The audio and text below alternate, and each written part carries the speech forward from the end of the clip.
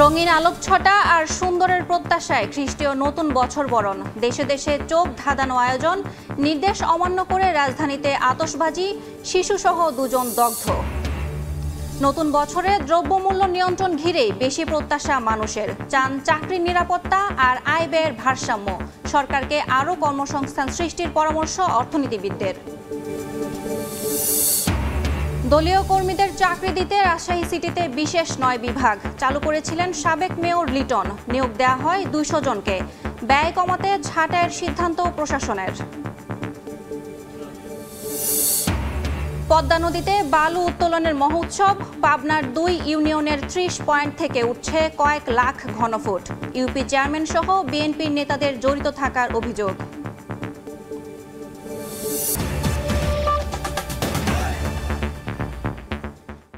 সকালের সময় সঙ্গে আছি আমি ইয়াসমিন অনন্যা। নতুন স্বপ্ন আর প্রত্যাশা নিয়ে নতুন ইংরেজি বর্ষ 2025 সালকে বরণ করল দেশ। খ্রিস্টীয় বর্ষবরণ আয়োজনে রঙিন আলোর ঝলকানিতে উজ্জ্বল হয়ে ওঠে রাজধানীর আকাশ। ঘড়ির কাঁটায় রাত 12টা বাজতেই শুরু হয় আতশবাজি আর লেজার রশ্মি। উন্মুক্ত স্থানে নিষেধাজ্ঞা থাকায় বেশিরভাগ এলাকায় বাসাবাড়ির ছাদে আয়োজন করা হয় বর্ষবরণের। এ সময় আগুনের ঘটনায় শিশুসহ 2 জন দগ্ধ হয়েছেন। একদিকে বিকট শব্দ, অপরদিকে রঙিন আলোর ঝলকানিতে উজ্জ্বল রাতের আকাশ। নিষেধাজ্ঞা থাকলেও আতশবাজি, ফানুস আর লেজার রশ্মির তীব্রতায় বরণ করা হলো খ্রিস্টীয় নতুন বছর 2025। ঘড়ির কাঁটায় রাত 12টা ছুতেই চোখ ধাঁধানো আলোর রোশনায়ের দেখা মেলে রাজধানী ও তার আশপাশের এলাকাগুলোতে। আতশবাজি ফোটানোর পাশাপাশি বাজানো হয় উচ্চ শব্দে গান।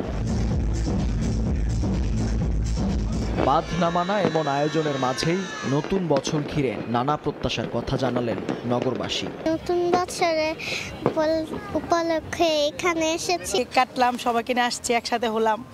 নতুন বছর খুব মজা লাগলো আমাদের বাংলাদেশটাকে সারা পৃথিবী যেন চিনে, যেটা একটা শান্তির দেশ। বাংলাদেশে এরকম একটা নির্দিষ্ট জায়গা থাকুক যেখানের মধ্যে এরকম একটা দিনে সেলিব্রেট করা যায়। বুড়িগঙ্গার পারে সদরঘাট এলাকার বাসাবাড়ির ছাদ থেকে ওড়ানো হয় ফানুস আর ফাঁকি নকশার আতশবাজি। খানিকটা দূরে ঢাকা বিশ্ববিদ্যালয়ের টিএসসিতে জড়ো হয়েছিলেন শিক্ষার্থী ও আশপাশের এলাকার বাসিন্দারা। কড়া নিরাপত্তা ব্যবস্থা থাকায় এবার ঢাকার এই প্রাণকেন্দ্রে ছিল না বাড়তি উন্মাদনা। নতুন বছরে অর্থনৈতিক সমৃদ্ধি, বৈষম্যহীন সমাজ বিনির্মাণে নিজ নিজ জায়গা থেকে সচেষ্ট ভূমিকা রাখতে চান তরুণরা। অনেকেই বলছেন সরকার আর জনগণের মধ্যে মেলবন্ধন হলেই এগিয়ে যাবে বাংলাদেশ। আমরা চাইবো যে 24-এর যে স্পৃহাটা, যেই স্পিরিটটা আমাদের ছিল, সেটা 25-এ আমরা ধরে রেখে নতুন একটি বাংলাদেশ, এটা আমাদের প্রত্যাশা। আমাদের সবার জীবনে সুখ এবং সমৃদ্ধি বয়ে আনুক। পরিশেষে এটাই বলবো, একটি সুখী সমৃদ্ধি বাংলাদেশ গঠনে সবাই এগিয়ে আসবে। 25 সালে প্রত্যাশা থাকবে যে 24 সালের থেকে আরও যাতে বেশি এগিয়ে থাকতে পারি এবং পুরো উদ্যমে যাতে কাজ করে যেতে পারি। বর্ষবরণে কক্সবাজার সমুদ্র সৈকতে ভিড় করেছিলেন কয়েক লাখ ভ্রমণ পিপাসু। বিধিনিষেধের কারণে সৈকতের উন্মুক্ত জায়গায় বিশেষ আয়োজন না থাকলেও তার কামানের হোটেলগুলোতে চলে নানা আয়োজন। সৈকত সহ হোটেল মোটেলগুলোতে ছিল আইনশৃঙ্খলা বাহিনীর কড়া নিরাপত্তা। মোহাম্মদ ফরাজের ক্যামেরায় বিস্তারিত জানাচ্ছেন সুজাউদ্দিন রুবেল। ঘড়ির কাঁটা ঠিক 12টা, আকাশে শুরু আতশবাজির ঝলকানি, সঙ্গে পটকা ফুটিয়ে ফানুস উড়িয়ে নতুন বছর 2025 সালকে স্বাগত জানান লাখো মানুষ। এ সময় সৈকতের আকাশে উড়ানো হয় রঙিন ফানুস। খুব ভালো লাগতেছে, চারপাশে ঝলকানি, আতশবাজি, আবহাওয়া বেশ ভালো, প্লাস আশপাশের অনেক মজা লাগছে। Happy new year. হ্যাঁ, অনেক সুন্দর কাটছে। নতুন বছরটা যেন শান্তিময় হোক, সবাই যাতে সুখে থাকে। জমজমাট ইনডোর প্রোগ্রামে বর্ষবরণ করেছে তারা কামানের হোটেলগুলো। গভীর রাত পর্যন্ত নেচে গিয়ে নতুন বছরকে স্বাগত জানান হোটেলে অবস্থান করা অসংখ্য পর্যটক। আনন্দের মধ্য দিয়ে 31st নাইট উদযাপন করতে পারায় দারুণ খুশি ভ্রমণ পিপাসুরা। Lots of fun, lots of enjoy. আর এই বছরের মতো মজা আমরা ফ্যামিলি কখনো করিনি। পুরো পরিবার সহ আসছে, আরো বেশি ভালো লাগছে। বাচ্চাদের নিয়ে খুবই ভালো লাগতেছে। আলহামদুলিল্লাহ প্লেসটা অস্বাভাবিক। সৈকত থেকে শুরু করে হোটেল মোটেল জোন ও গুরুত্বপূর্ণ পয়েন্টগুলো ছিল নিরাপত্তার চাদরে ঘেরা। প্রতিটি পয়েন্টে নিয়োজিত ছিল ট্যুরিস্ট পুলিশ, জেলা পুলিশ, র্যাব ও সেনাবাহিনী। কেউ যাতে কোনো অপ্রীতিকর ঘটনা ঘটাতে না পারে সে ব্যাপারে আমরা আমাদের পোশাকধারী দলের পাশাপাশিও সাদা পোশাকে আমাদের গোয়েন্দা নজরদারি অব্যাহত আছে। 31st নাইটকে কেন্দ্র করে দেশি পর্যটকের পাশাপাশি সৈকতে ভিড় করেন বিদেশি পর্যটকও। সুজাউদ্দিন রুবেল, সময় সংবাদ, কক্সবাজার।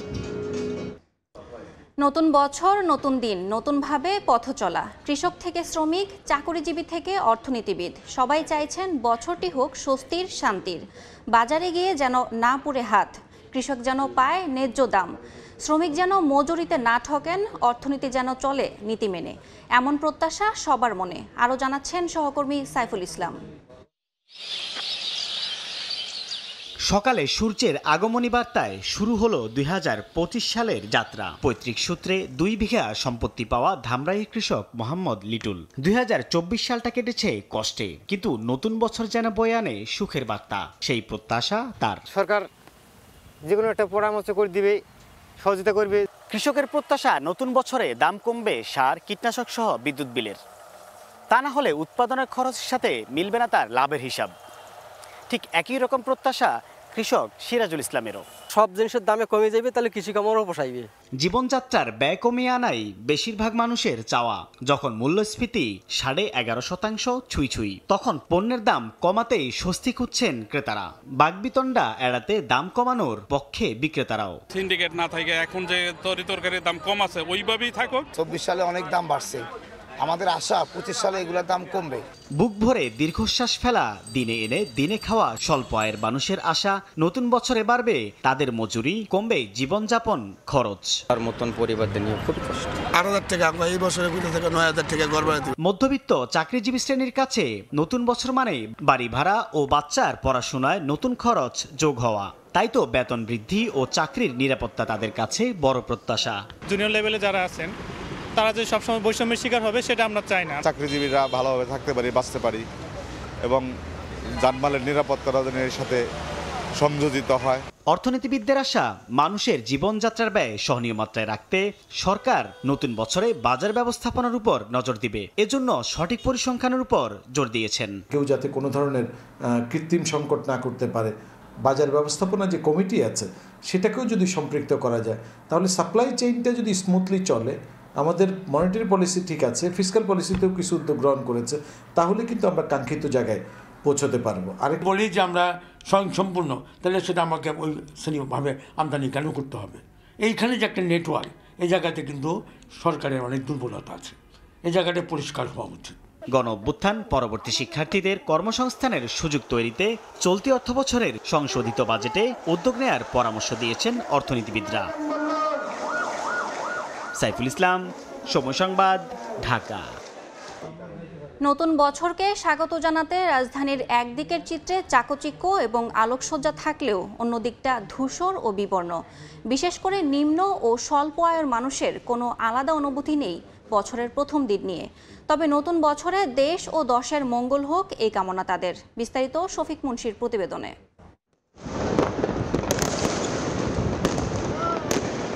নববর্ষকে স্বাগত জানাতে বর্ণিল রঙে রঙিন হয়েছে রাজধানীর সুউচ্চ দালানগুলো। পুরানো বছরকে বিদায় জানাতে বর্ণাঢ্য আয়োজন ছিল কোথাও কোথাও। নতুন বছরের প্রথম দিন আশা আকাঙ্ক্ষার মেলবন্ধনে অনেকের কাছেই উৎসব।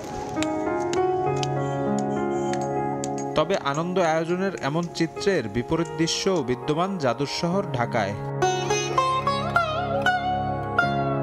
5 সদস্যর পরিবার আব্দুল বাতেনের রাজধানীর ফার্মগেট এলাকায় রাস্তার পাশে ফুল বিক্রি করে সংসার চালান তিনি। বছরের প্রথম দিনের আলাদা অনুভূতি নেই তার। যেদিন সব ফুল বিক্রি হয় সেদিনই তার উৎসব। আমাকে নতুন বছরকে আর পুরনো বছরকে দুটো ডাল ভাত খাইতে লেগেছে, আমাকে আর নতুন বছর লাগে। যাদের কাছে দিনে দুবেলা দুমুঠো ভাতই পরম পাওয়া, তাদের কাছে বছরের সব দিনই সমান। কিছুটা কম দামে খাদ্যপণ্য সংগ্রহে তাই টিসিবির লাইনে রোজকার সংগ্রাম। বছরের শুরু থেকে শেষ পর্যন্ত আমরা এইভাবেই চলতে হয়। বড় লোকের জন্য এটা ফুর্তি আমোদ, আমরা তো আর ওই ফুর্তি আমোদ করতে পারবো না। কামাইগির পেটে ভাত জোগাড় বলে এটি আমাদের স্বপ্ন। নতুন বছর আমরা তো কিছু বুঝি সুঝি না, বড় লোকরা এটা বুঝে। তবে নিজেদের কথা চিন্তা না করলেও নিম্ন ও স্বল্প আয়ের এই মানুষগুলো নতুন বছরে কামনা করেন দেশ ও দশের মঙ্গল। সবাই যাতে একসাথে থাকতে পারি মিলামিশা, আর যাতে দেশে যাতে বিশৃঙ্খলা যাতে না হয়, ঝঞ্ঝট নয়, অশান্তি নয়, এটি আমাকে প্রত্যাশা। শান্তি শৃঙ্খলাভাবে যেন আমরা কাটাইতে পারি। সমাজের নিচের তলার এই মানুষদের নতুন বছরের আগমন কিংবা পুরনো বছরের প্রস্থান নিয়ে আলাদা কোনো অনুভূতি নেই। তবে সামনের দিনগুলোতে একটু ভালো থাকার প্রত্যাশা সকলেরই। সমাজের উঁচু শ্রেণীর মানুষদের সাথে নিচু শ্রেণীর মানুষদের সামাজিক ব্যবধান কমে যাক, নতুন বছরে এমন প্রত্যাশা আমাদেরও। শফিক মুন্সি, সময় সংবাদ, ঢাকা। দেশের বাজারে এবার ডিজেল ও কেরোসিনের দাম লিটার প্রতি 1 টাকা কমিয়ে 104 টাকা নির্ধারণ করল সরকার। তবে অপরিবর্তিত রয়েছে পেট্রোল ও অকটেনের দাম। মঙ্গলবার এই বিষয়ে প্রজ্ঞাপন জারি করে বিদ্যুৎ, জ্বালানি ও খনিজ সম্পদ মন্ত্রণালয়ের জ্বালানি বিভাগ। প্রজ্ঞাপনে বলা হয়েছে এই দাম আগামীকাল 1 জানুয়ারি থেকে কার্যকর হবে। তবে প্রতিদিন 5 ঘন্টা না, সন্ধ্যা 6টা থেকে রাত 9টা পর্যন্ত বন্ধ থাকবে সিএনজি স্টেশন। প্রজ্ঞাপনে বলা হয়, বিশ্ববাজারে জ্বালানি তেলের মূল্য হ্রাস বা বৃদ্ধির সঙ্গে সামঞ্জস্য রেখে দেশে ভোক্তা পর্যায়ে তুলনামূলক সাশ্রয়ী মূল্যে জ্বালানি তেল সরবরাহ নিশ্চিত করতেই এই নতুন দাম নির্ধারণ করা হয়েছে। ডিজেলের দাম প্রতি লিটার 105 টাকা থেকে 1 টাকা কমিয়ে 104 টাকা ও কেরোসিন 105 টাকা থেকে 1 টাকা কমিয়ে 104 টাকা পুনর্নির্ধারণ বা সমন্বয় করা হয়েছে। এ দফায় কেরোসিন ও ডিজেলের দাম লিটার প্রতি 1 টাকা ও পেট্রোল ও অকটেনের দাম অপরিবর্তিত রাখা হয়েছে। অকটেন 125 টাকা ও পেট্রোল বিক্রি হবে 121 টাকায়।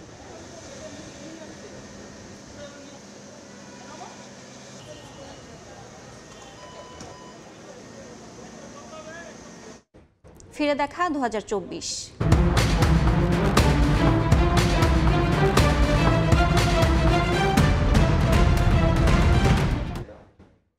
নির্বাচিত ও অন্তর্বর্তী সরকার মিলেও 2024 সালে জীবনযাত্রার ব্যয় বাগে আনতে পারেনি। ইচ্ছায় বা অনিচ্ছায় হোক, টাকা ছাপিয়ে সংকট কাটানোর চেষ্টা করেছে। রেমিটেন্স ও রফতানি আয় বাড়ায় কমেছে রিজার্ভের পতন। তবে রাজনৈতিক অস্থিরতার জেরে বিনিয়োগ স্থবিরতায় বাড়েনি কর্মসংস্থান। অর্থনীতির এমন দুর্দশা আগামী বছর কেটে যাওয়ার পূর্বাভাস দিয়েছে আন্তর্জাতিক সংস্থাগুলো। বিস্তারিত ইয়ানুর সিফাতের রিপোর্টে। $20 বিলিয়ন রিজার্ভ, 110 টাকা ডলার রেট, 9.86% সাধারণ মূল্যস্ফীতি ও 9.5% খাদ্য মূল্যস্ফীতির চাপ মাথায় নিয়ে 2024 সালের শুরুতে দায়িত্ব নিয়েছিল আওয়ামী লীগ সরকার। ব্যাংক খাতের সংকট ও শেয়ার বাজারের অস্থিরতার মাঝেই প্রধান চ্যালেঞ্জ হয়ে দাঁড়ায় নিত্যপণ্যের দাম কমিয়ে ভোক্তাকে স্বস্তি দেয়া। তবে সিন্ডিকেটের কাছে ছিল অসহায় আত্মসমর্পণ। সেই অসাধু চর্চা এবং সেই অসাধু চর্চার বিরুদ্ধে আমাদের যুদ্ধ।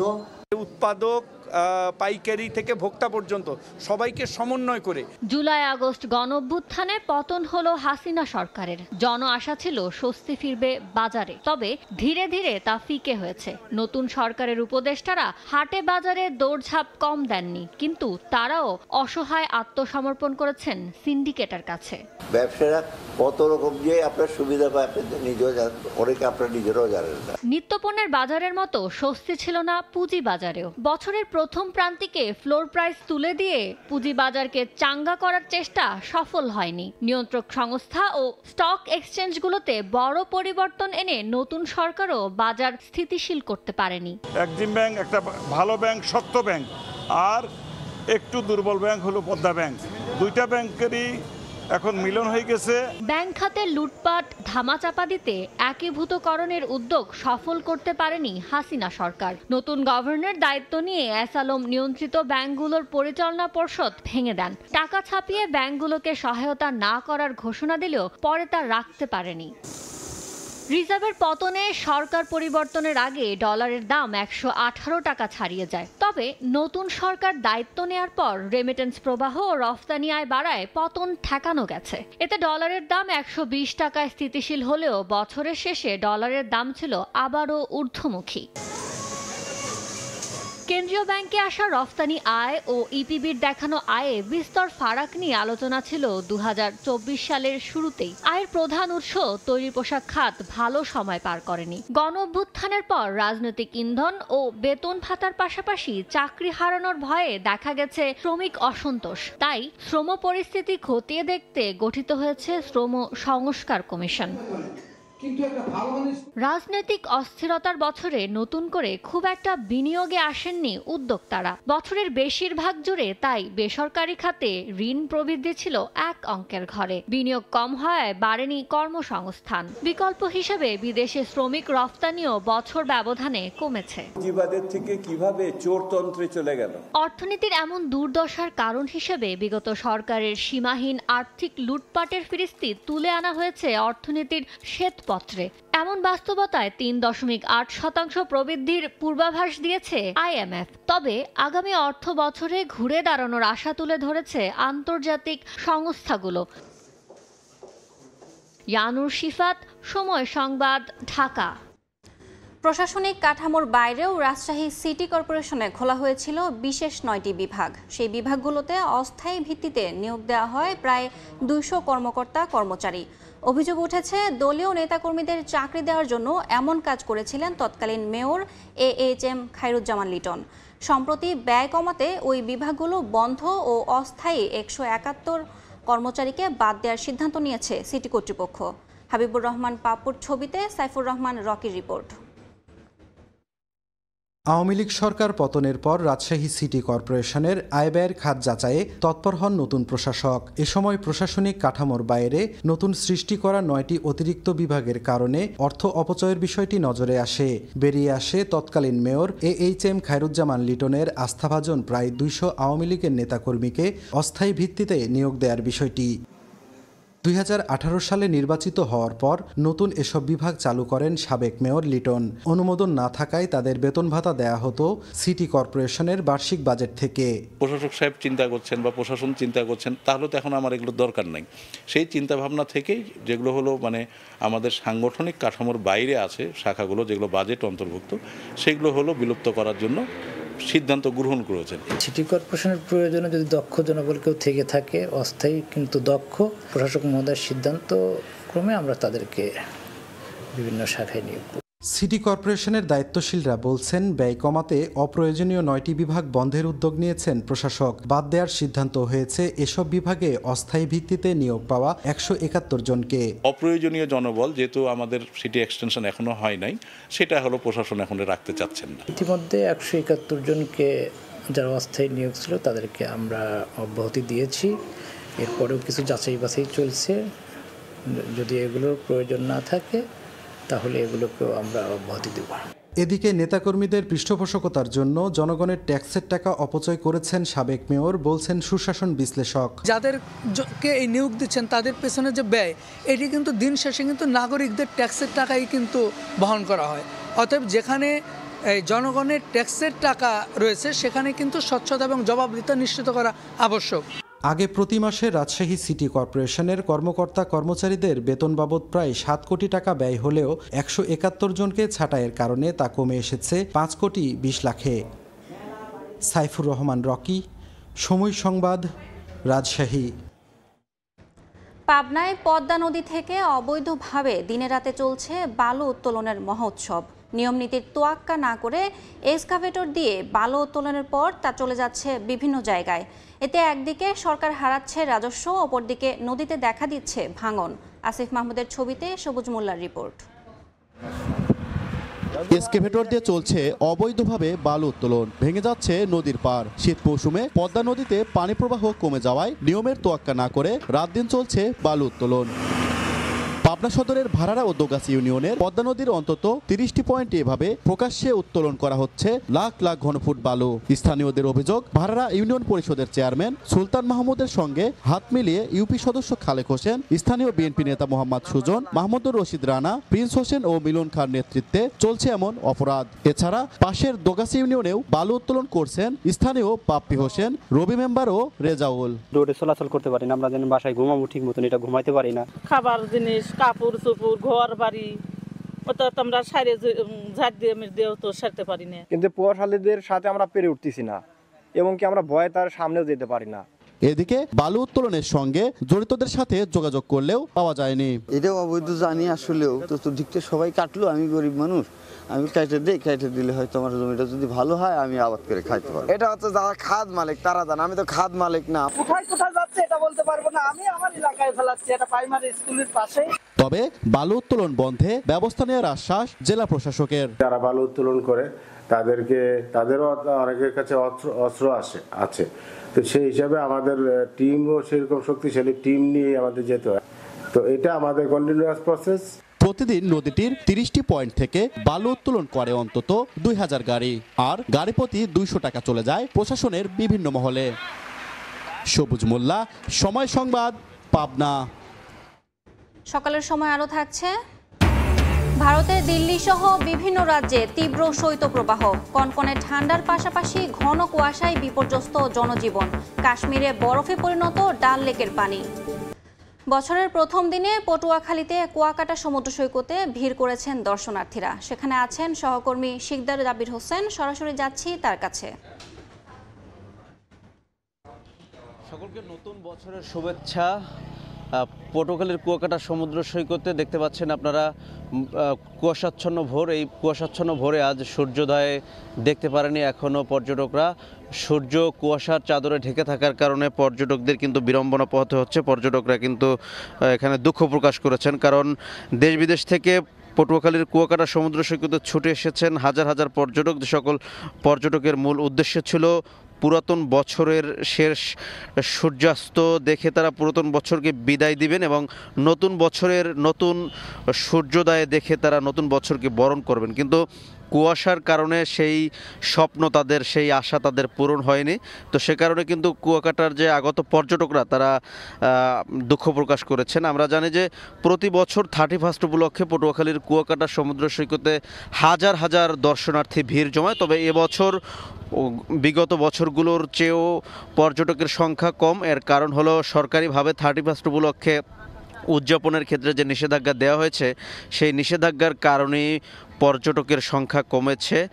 তো আসলে তারপরও আমরা দেখেছি গতকাল যখন সূর্যাস্ত ছিল সেই সময়টাতে হাজার হাজার দর্শনার্থী ভিড় জমিয়েছিল।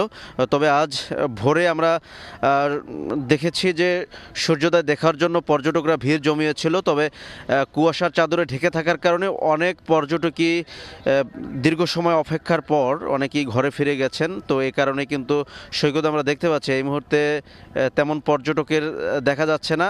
এর আগে ভোরে কিন্তু এর চেয়েও বেশি পর্যটক ছিল। আর আরেকটি বিষয় হলো পর্যটকরা কিন্তু এখন একই স্থানে নেই, সৈকতের 18 কিলোমিটার এলাকায় ছড়িয়ে ছিটিয়ে রয়েছেন পর্যটকরা। আমরা এখানকার পর্যটকদেরকে আমরা দেখতে পাচ্ছি যে পর্যটকরা এক একজন এক এক জায়গায় দাঁড়িয়ে তারা সূর্যোদয় দেখার জন্য অপেক্ষা করছেন, কিন্তু সূর্যের দেখা কিন্তু মিলছে না। তো কুয়াকাটার বেশ কিছু পয়েন্টে এই মুহূর্তে সূর্যোদয় দেখার জন্য পর্যটকরা অপেক্ষা করছেন। তো সে লক্ষ্যেই কিন্তু তারা এখনও অপেক্ষা করছেন যে কখন সূর্য ধরা দেবে, কখন সূর্য দেখা যাবে। সে লক্ষ্যেই কিন্তু অনেক পর্যটক এখনও সৈকত ছাড়ছেন না, সেটাই কিন্তু আমরা লক্ষ্য করেছি। তো এতটুকুই ছিল কুয়াকাটা থেকে আমার কাছে সবশেষ তথ্য। সরাসরি যুক্ত ছিলাম কুয়াকাটায়। চট্টগ্রাম নগরীর ফৌজদারহাটে আগামী 4 জানুয়ারি থেকে জেলা প্রশাসন করতে যাচ্ছে মাসব্যাপী ফুল উৎসব। বঙ্গোপসাগরের উপকূলে উৎসবে থাকবে দুবাইয়ের মিরাকল গার্ডেনের আদলে 136 প্রজাতির লক্ষাধিক ফুলের চারা। আশরাফুল আলম মামুনের ক্যামেরায় শফিকুল আলমের প্রতিবেদন। দেশি বিদেশি নানা রং বেরঙের ফুলে সাজানো চট্টগ্রামের ডিসি পার্ক বঙ্গোপসাগর উপকূলে 194 একর জায়গায় বিশ্বখ্যাত দুবাইয়ের মিরাকল গার্ডেনের আদলে গড়া এই ফুলের পার্কে 136 প্রজাতির লক্ষাধিক ফুল ছড়াচ্ছে সৌরভ। নগরীর বন্দর রিং রোডের ফৌজদারহাটে আগামী 4 জানুয়ারি থেকে তৃতীয়বারের মতো জেলা প্রশাসনের আয়োজনে বসবে মাসব্যাপী বর্ণাঢ্য ফুল উৎসব। ফুলের বৈচিত্র্য ও সাজানোর নানা কৌশল দর্শনার্থীদের নজর কাড়ছে। বিশেষ করে সবার আকর্ষণ প্রজাপতি ও ময়ূরকে ঘিরে ডালিয়া, চন্দ্রমল্লিকা, শিউলি, হাসনাহেনা, বেলি, চেরি সহ দেশি বিদেশি ফুলের সুবাসে মৌ মৌ করছে চারপাশ। এত সুন্দর একটা ফুলের উৎসব হচ্ছে, ওই জিনিসটা আমরা দেখার জন্য আসছি। অনেক প্রকারের ফুল দেখতেছি যেগুলো আগে কখনো দেখা হয় নাই। এই নতুন নতুন এক্সপেরিয়েন্স হচ্ছে, এটা ভালো একটা উদ্যোগ নিয়েছে। এটি একসময় ছিল মাদকের সাম্রাজ্য। বখাটেদের উৎপাতের ভয়ে এ পথ এড়িয়ে চলত মানুষ। জেলা প্রশাসন জায়গাটি উদ্ধার করে গড়ে তোলে ডিসি পার্ক। ফুল উৎসবের আগে জায়গাটি পরিদর্শন করেন জেলা প্রশাসন। জানান নগরবাসীকে প্রশান্তি দিতে এই আয়োজন। মাসব্যাপী ফুল উৎসবে বিশেষ আকর্ষণ হচ্ছে ভাসমান ফুল বাগান। মাসব্যাপী সাংস্কৃতিক অনুষ্ঠান থাকবে, মাল্টিকালচার ফেস্টিভ্যাল থাকবে। বাংলাদেশের সবথেকে যে জনপ্রিয় ব্যান্ড দল নগর বাউল জেমসকে দিয়ে আমরা গ্র্যান্ড ফিনালেতে একটা জমজমাট অনুষ্ঠান আয়োজনের চিন্তা করেছি। মাসব্যাপী উৎসবে দিঘির চারপাশে থাকছে নৌকা প্রদর্শনী, বইমেলা, ঘুড়ি উৎসব, পিঠা উৎসব, মুভি শো, পুতুল নাচ সহ মনোমুগ্ধকর নানা সাংস্কৃতিক অনুষ্ঠান। একসময় এখানে মাদকের রাজ্য থাকলেও এখন পরিণত হয়েছে ফুলের সাম্রাজ্যে। যত্ন পেলে গোবরেও যে পদ্মফুল ফুটানো যায় তার দৃষ্টান্ত স্থাপন করেছে চট্টগ্রামের জেলা প্রশাসন। শফিকুল আলম, সময় সংবাদ, চট্টগ্রাম। ভারতের দিল্লি সহ বিভিন্ন রাজ্যে শুরু হয়েছে তীব্র শৈত্যপ্রবাহ। প্রচণ্ড ঠান্ডার পাশাপাশি ঘন কুয়াশায় বিপর্যস্ত হয়ে পড়েছে জনজীবন। দিল্লির পাশাপাশি হাড় কাঁপানো শীতে কাঁপছে কাশ্মীরবাসী। জমে বরফ হয়ে গেছে বিখ্যাত ডাল লেকের পানি।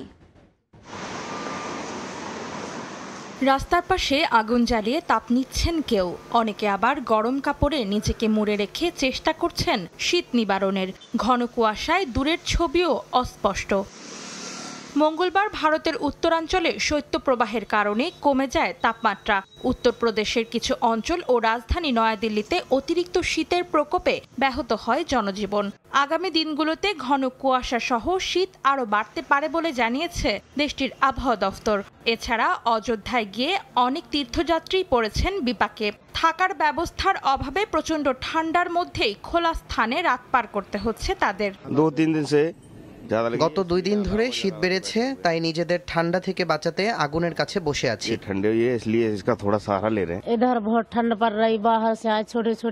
এখানে খুব ঠান্ডা, আমি বাচ্চাদের নিয়ে এসেছি। ঘরের ব্যবস্থা হলে ভালো হতো, নিজেদের অন্তত এমন আবহাওয়ায় বাইরে থাকতে হতো না। আমরা হতে তো বাচ্চা তো পার থাকতে নাই ধরা। তাপমাত্রা হিমাঙ্কের কাছে গিয়ে পৌঁছেছে ভারতের অন্যতম পর্যটন আকর্ষণ কাশ্মীরে। তীব্র তুষারপাতের পাশাপাশি জমে বরফ হয়েছে ডাল লেকের পানি। রাস্তায় বরফের পুরো আস্তরণের কারণে ব্যাহত হচ্ছে যান চলাচল। আগামী দিনগুলোতেও তীব্র তুষারপাতের পূর্বাভাস দিয়েছে স্থানীয় আবহাওয়া দফতর। অন্তরা সেন, সময় সংবাদ। নতুন বছরে দেশের ফুটবলের সুখবর। মাঠ সংকট কাটাতে আগামী 25 বছরের জন্য চট্টগ্রামের MA আজিজ স্টেডিয়াম বাফুফেকে বরাদ্দ দিয়েছে এনএসসি। সময় সংবাদে জানিয়েছেন সভাপতি তাবিথ আওয়াল। ফুটবলের উন্নয়নের চ্যালেঞ্জ নিয়ে তিনি বলেন, এশিয়ান কাপ বাছাই ও সিনিয়র সাফে সেরা সাফল্য চায় ফেডারেশন। এখন থেকে জাতীয় দলে জায়গা পাওয়ার ক্ষেত্রে তারকা খ্যাতি নয়, বরং গুরুত্ব পাবে মাঠের পারফরম্যান্স। এছাড়াও আগামী 1 সপ্তাহের মধ্যে নতুন কোচের নাম জানাবে বাফুফে। পারবিন আক্তারের রিপোর্ট। নতুন বছর, নতুন শুরুর অপেক্ষায় দেশের ফুটবল। 2024 নারীদের ফুটবলে একের পর এক সাফল্য এলেও বিবর্ণ ছিল ছেলেদের ফুটবল। এশিয়ান কাপ বাছাই, সাফ চ্যাম্পিয়নশিপ 2025 ব্যস্ত সূচিতে ঠাসা। গত বছর 26 অক্টোবর বাংলার ফুটবলের মসনদে বসেছেন তাবিথ আউয়াল। নতুন বছরে নতুন চ্যালেঞ্জের সামনে সভাপতি। জাতীয় দলের এশিয়ান কাপ বাছাইয়ে বেশি গুরুত্ব দিচ্ছেন তিনি। এছাড়াও ফুটবলের উন্নয়নে আছে একাধিক পরিকল্পনা। আমরা 2025 সালে আমরা AFC কোয়ালিফায়ার্স খেলবো ছেলেদেরটা, AFC কোয়ালিফায়ার্স খেলবো মেয়েদের ন্যাশনাল টিম। তার সাথে আমাদের যে একটা নতুন উদ্যোগ নেওয়া, ডিস্ট্রিক্ট লেভেলে অ্যাটলিস্ট লিগগুলোকে আবার শুরু করা। তো আমি আশাবাদী যে আমরা প্রতিটি উদ্যোগেই আমরা সফলতা পাবো। জাতীয় দলে জায়গা পাওয়ার ক্ষেত্রে পুরানো রীতি ভাঙতে চান তাবিথ। ফুটবলারদের তারকা ইমেজ নয়, পারফরমেন্সই গুরুত্ব পাবে নতুন কমিটির কাছে। এবছর সাফের শিরোপা ঘোচানোর দিকেও চোখ তাবিথ আউয়ালের। জাতীয় দলের কোচ কাবরেরার চুক্তি শেষ হয়ে গেছে 31 ডিসেম্বর। নতুন কোচের তালিকাও চূড়ান্ত করে ফেলেছে ফেডারেশন। শিগগিরই আসছে চূড়ান্ত সিদ্ধান্ত। কেউ মনে করতে পারবে না যে তারা নিশ্চয়ই জাতীয় দলে খেলবে। আমাদের লিগ চলমান থাকবে। এই চলমান প্রক্রিয়াতে যে প্লেয়ার পারফর্ম করতে পারবে সেই প্লেয়ারই নেক্সট ম্যাচে জাতীয় দলে ডাক পাবে। নতুন কোচের কন্ট্রাক্টের দিকে এগিয়ে যাচ্ছি। আমরা এখনও বিবেচনায় শর্টলিস্ট করে ফেলছি। আমরা হয়তো উইদিন ম্যাক্সিমাম 1 or 2 উইকস আমরা নেক্সট কোচিং কন্ট্রাক্টটা সাইন করতে যাব। নতুন বছরে সুখবরও আছে ফেডারেশনের। মাঠ সংকট কাটাতে 25 বছরের জন্য চট্টগ্রামের MA আজিজ স্টেডিয়াম বরাদ্দ চেয়েছিল বাফুফে। ফেডারেশনের সেই চাওয়া পূরণ করেছে এনএসসি। মিনিস্ট্রি এখন আমাদেরকে আশাবাদ করেছে যে ওনারা 25 বছরের জন্য MA আজিজ স্টেডিয়ামটা দিবে। কারণ 20 বছরের কোনো লিজ যদি কম হয় তাহলে কিন্তু আমরা ফিফা বা AFCর অর্থ ব্যবহার করতে পারি না। ভার্বালি অ্যাশোর্ড আছি অ্যান্ড আই হোপ অতি শিগগিরই সেটা কাগজপত্রে চলে আসবে। দ্রুতই আনুষ্ঠানিকভাবে স্টেডিয়াম বুঝে পাওয়ার আশা সভাপতির। পারভিন আক্তার, সময় সংবাদ, ঢাকা। টানা ক্রিকেটে 2025 সাল জুড়েই ঠাসা সূচি টাইগারদের। চ্যাম্পিয়ন্স ট্রফি, এশিয়া কাপ, আছে 4টা হোম আর 2টা অ্যাওয়ে সিরিজও। এ বছরই অনুষ্ঠিত হবে বিসিবির নির্বাচন, যার জন্য গঠনতন্ত্র সংশোধন সহ ফারুক আহমেদের বোর্ডের চ্যালেঞ্জ পরিচালকদের আস্থা ফেরানো। চ্যালেঞ্জ আছে ঘরোয়া ক্রিকেটের মান বাড়ানো, ক্রিকেটকে বিকেন্দ্রীকরণ, নারীদের টেস্ট ক্রিকেট শুরু করা, প্রাতিষ্ঠানিক ও অবকাঠামোগত উন্নয়ন। মাহবুব রিমনের রিপোর্ট।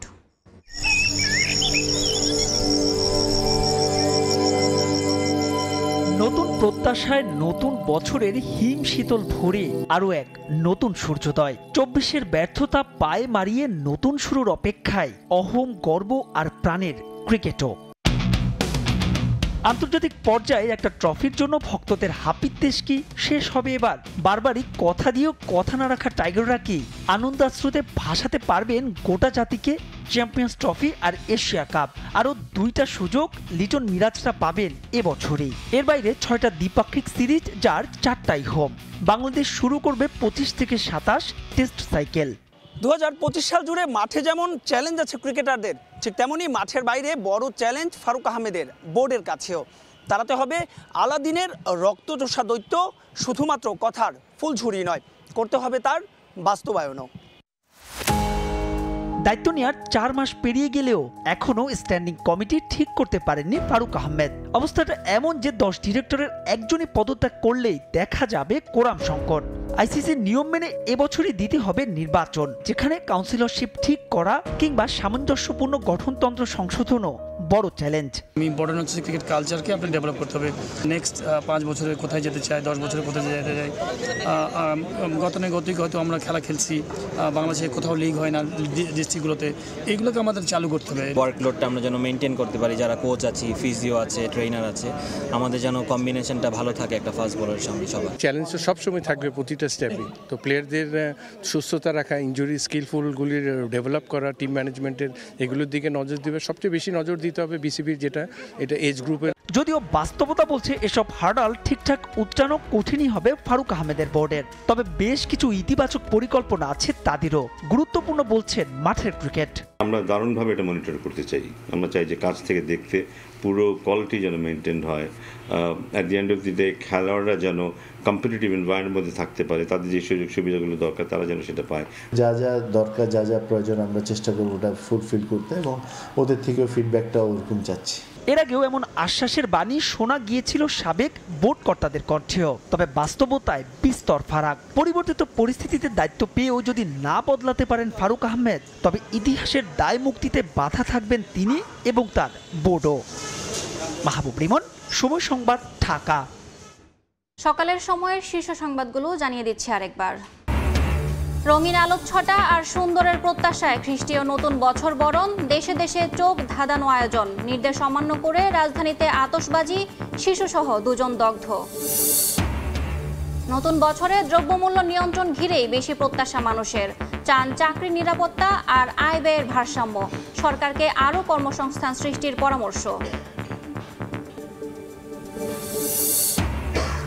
এবং দলীয় কর্মীদের চাকরি দিতে রাজশাহী সিটিতে বিশেষ 9 বিভাগ, 200 জনকে নিয়োগ দেন সাবেক মেয়র লিটন। ব্যয় কমাতে ছাঁটাইয়ের সিদ্ধান্ত প্রশাসনের।